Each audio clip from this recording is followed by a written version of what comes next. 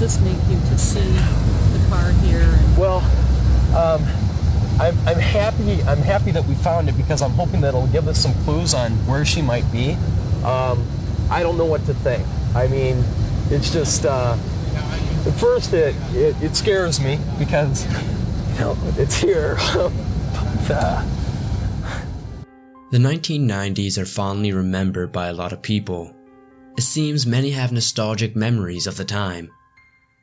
The 90s also marked the introduction of DNA and other similar investigation processes. There are, of course, a number of things that came with the 90s that are also sad. A number of cold cases came with the 90s as well. I recently found a case from 1995 that somehow remains unsolved. After reading the details surrounding this case, I felt compelled to research into this case more and share it with you all. This is the disturbing case of Anne Dunlap.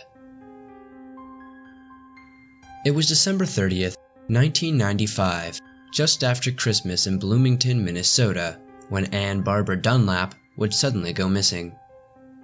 Anne was 31 years old at the time and worked as a manager at Pillsbury. From what I could tell, this is the same Pillsbury brand from your local supermarkets. The timeline of events is a bit complicated in this story. It is hard to say when Anne went missing or where. There isn't too much information out there about her whereabouts before she was reported missing. According to Brad Dunlap, Anne's husband, she had left her parents' house where they were living at the time, sometime in the morning to meet her friends for lunch. She later returned at around 12 p.m. and then left again to go shopping at the mall at around 2:30 p.m. The mall she was alleged to have gone to is the Mall of America, which is a massive shopping mall that covers roughly 8 million square feet over multiple levels. Oddly enough though, police could not verify that Anne had been at the mall at all. They looked over security footage and questioned numerous employees of the mall. No one seemed to have seen her there. I should mention Brad did hire a private investigator at some point, and this PI claims at least 2 people claimed to have seen her there. Anne never returned home at 4:30 p.m. as she had planned. 2 days later, on January 1st, 1996, at around 8 a.m., Anne's maroon 1987 Toyota Celica was found in the parking lot of a Kmart located in a seedy part of Minneapolis. The car was left unlocked with the keys inside, which is odd to say the least. Tracking dogs were brought in immediately and tracked her sent back to the store, but this seemed to be where the trail ended. Officials towed Anne's car to investigate it further, and when they opened the trunk, they found a gruesome discovery. Police had found the body of Anne Dunlap. She had been stabbed multiple times, with several cuts to her throat. The police officer who discovered the body was quoted as saying, "There was a lot of blood." Reports mention her wedding ring was missing, and there were no signs of sexual assault. From what officials can put together, they believe Anne was knocked out or subdued in some way before being placed in the trunk and killed. With seemingly no motive, other than robbery, potentially due to the missing wedding ring, officials had a hard time coming up with suspects. They did, however, have one person in particular in their sights though. Brad Dunlap, Anne's husband who had seemingly been concerned with his wife's disappearance, was now a person of interest. Officials searched the family's home 3 different times. They found blood in the garage on the floor and door. Anne's parents claimed they both cut their hands that week and the blood could be theirs. Some recent updates to this case actually prove that wrong though. A recent test of the blood has shown 3 of the spots to match Anne and not the other members of the family. Brad did give a 5-hour interview with the police shortly after his wife was found.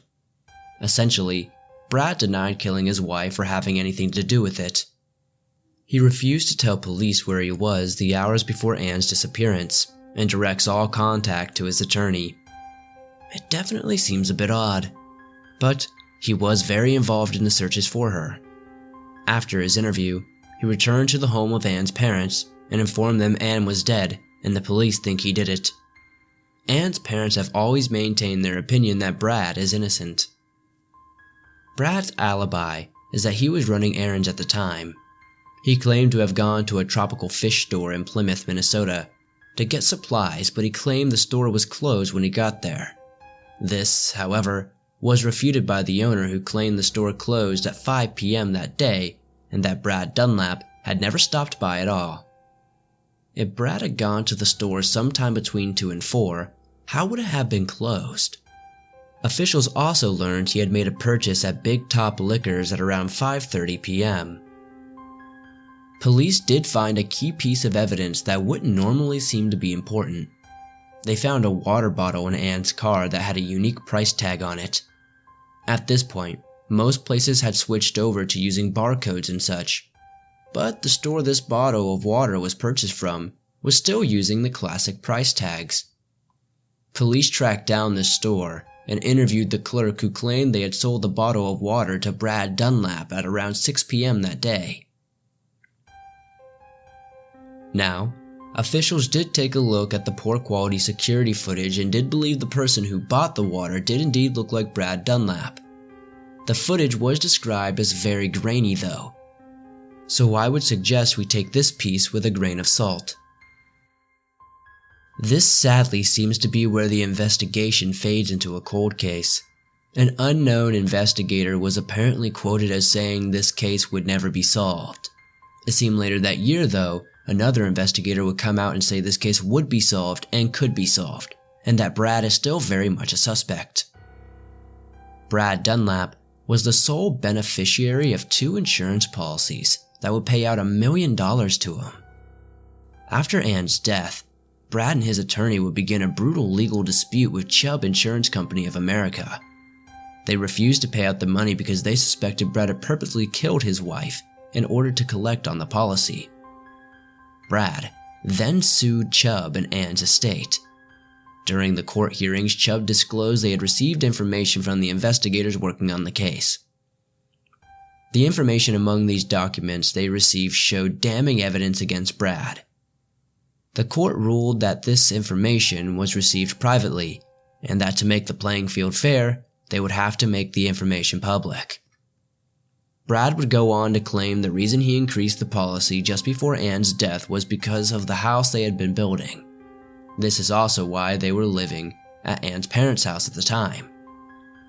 After a long, grueling court process, Brad Dunlap and Chubb settled for around $600,000 to be paid out to Brad. This case remains unsolved.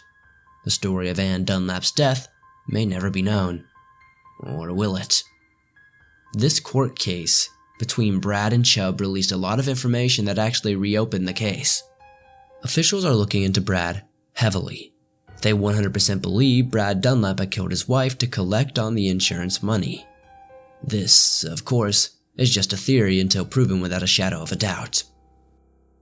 In this affidavit, Voss outlined the evidence, calling Brad the only plausible suspect, claiming his motive was to cash in on $1 million in life insurance. The murder was never solved, so here at Minneapolis Police Headquarters, the case files are still confidential. But across the street, here at federal court, documents have been released with stunning new details. It's part of a decades-old lawsuit in which a life insurance company argued it should not have to pay Anne Dunlap's husband. Something else never reported before. A blood-stained fireplace log found in the garage. A lab report says that blood matched Anne's DNA.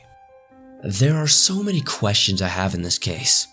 While piecing together this story through articles and blogs online, I found so many holes in the story that I just had to make a section in this video just going over the many questions and potential theories involved in this case. My first and main question is, what was Anne and Brad's life like before they began the construction of this new house? And when did they move into Anne's parents' house? During the investigation, I constantly kept asking myself, did Anne have a cell phone or anything like that? I know back in 1995, cell phones were not what we know them to be today, but I would like to know if she had something like that and to see if there was any activity we could trace from it. Officials say Anne had her throat cut many times.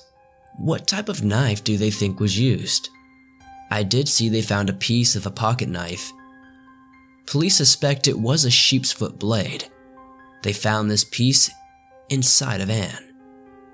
Knowing the type of knife used in the crime could really help us profile the killer. Autopsies show that she had been struck with a blunt object, which would explain why she had no defensive wounds. Her DNA was also found on a log in the garage of the home. Was she killed in the garage or somewhere else around the house? My last question is the travel for that day. Brad seemed to be driving around the area where their house was being built a lot that day. Could he have potentially killed Anne out there and returned her body to where it was found? I also want to note that apparently he had told the police to check that Kmart that her body was found at. Ultimately, I hope with all the recent updates and the investigation reopening that we can help solve this case. Anne and her family deserve closure and answers. With so many details seemingly pointing at Brad Dunlap, it is hard to look in any other direction for answers. Police have investigated other suspects though, so police are not 100% ruling out anything.